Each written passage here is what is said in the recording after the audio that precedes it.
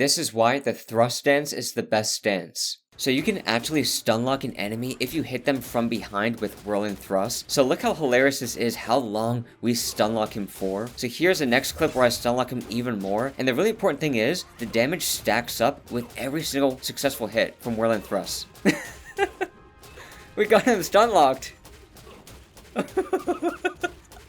Yes, my friend! We got him stun locked on his back! That's one of the reasons this is the best stance. The other reason, I'm gonna avoid spoilers here. This stance gets better later in the game, but I won't go into the details why. If you know, you know, but the stance gets even better later in the game. So, as you can see, you can also jump back and see through the enemy right there if you time it right. So I'm gonna go through that as well. So, tactical retreat is when you dodge backwards when you press a heavy attack after a light attack. So you press square to do a normal light, then press triangle to go back, or X and then Y. If you press triangle or Y at the right time after the light attack, you see through the enemy like that right there. If you press triangle one more time, or Y, you do what's called forceful thrust. That's when you do a heavy attack after jumping back. So right there, and it has really long range to it. And what's really versatile about this stance is you can do this whirlwind move, the whirling thrust, by holding light attack after a tactical retreat or forceful thrust. And you could go back and forth between the two over and over again. That is what is so amazing about this stance, is you close the distance fast and then you can stun lock them with whirling thrust.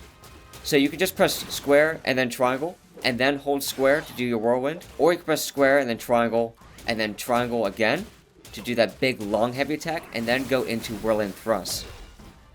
So that closes the distance really fast every single time you do that. Hope you guys have fun stun locking enemies from behind. And just tips to get behind enemies. After you do a couple light attacks, just dodge to the side and go right into your whirlwind thrust. I found most of the time when I hit them on the side, it would just naturally go onto their back, and then you stun lock them for such a long time.